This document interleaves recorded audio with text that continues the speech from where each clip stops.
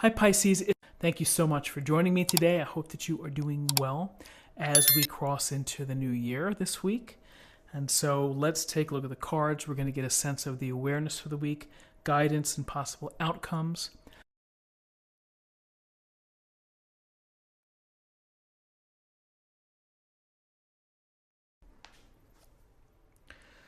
Well, what a marvelous set of cards.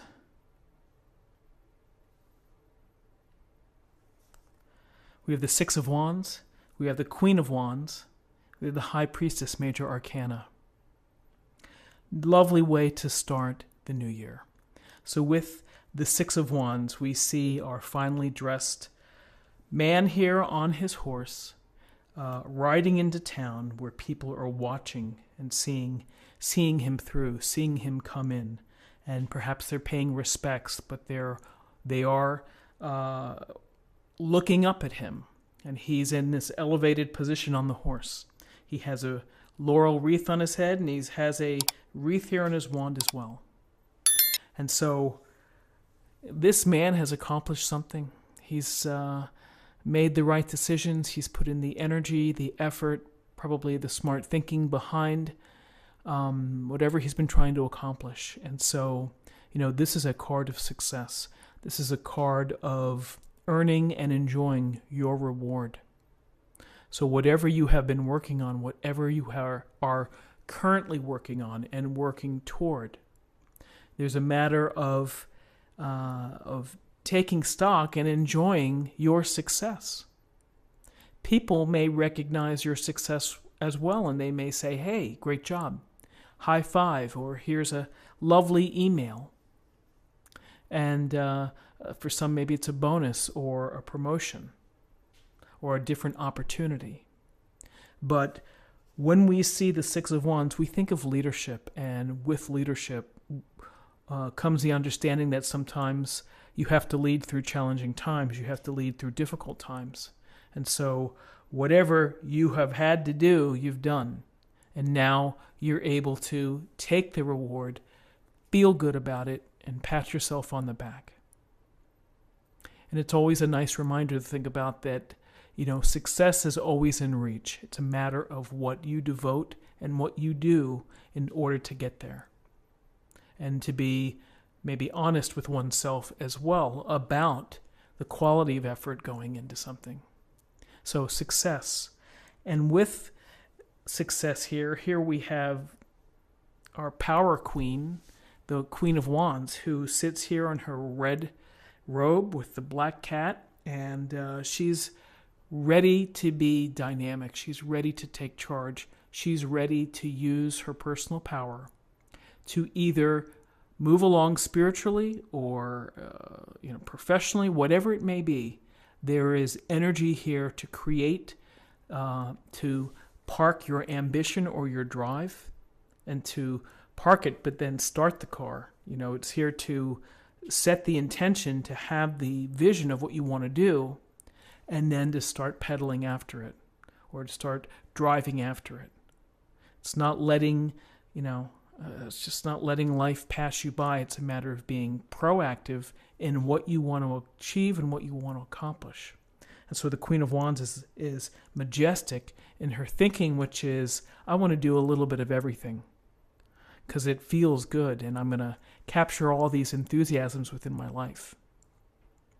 So charisma, being capable, seeing your path, and then really making a move. And again, it's experience, it's what you feel, it's what you know in your heart that you maybe want to move toward.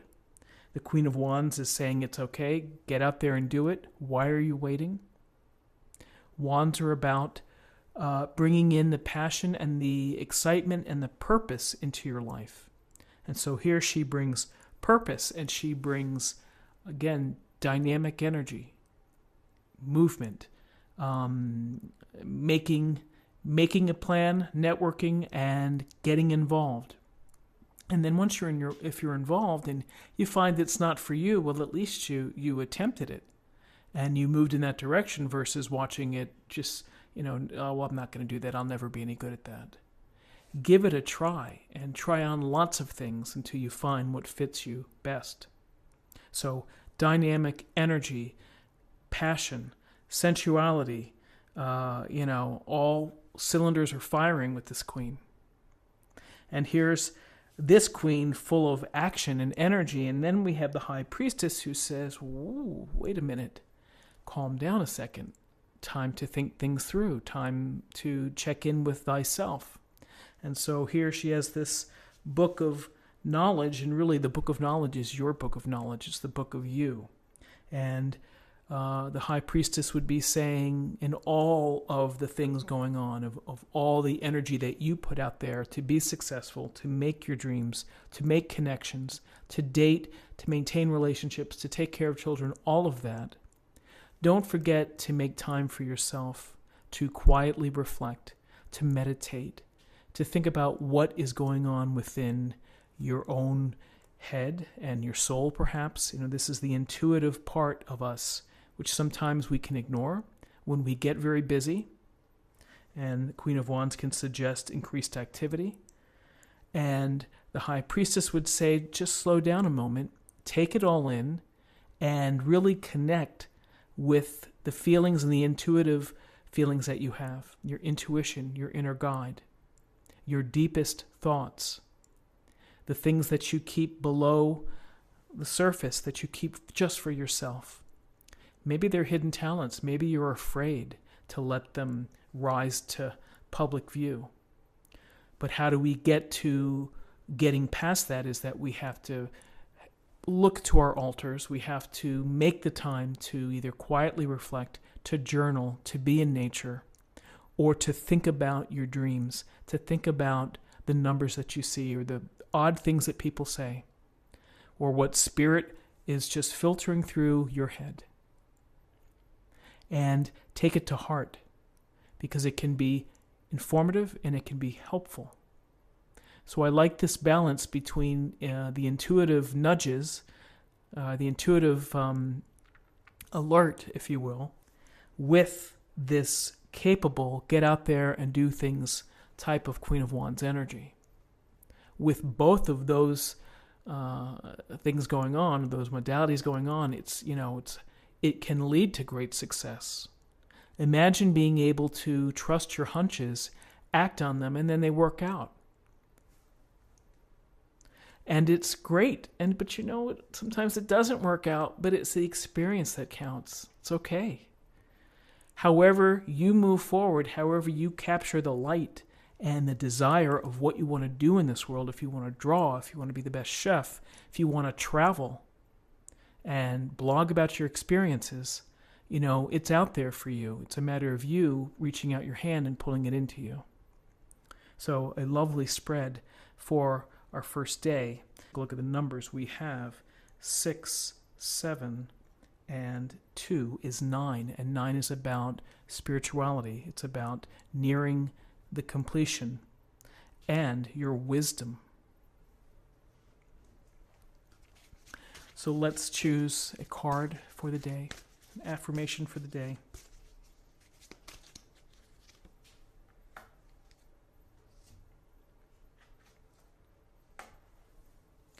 Relationship. Your primary relationship is with yourself and God, and every other relationship follows from there.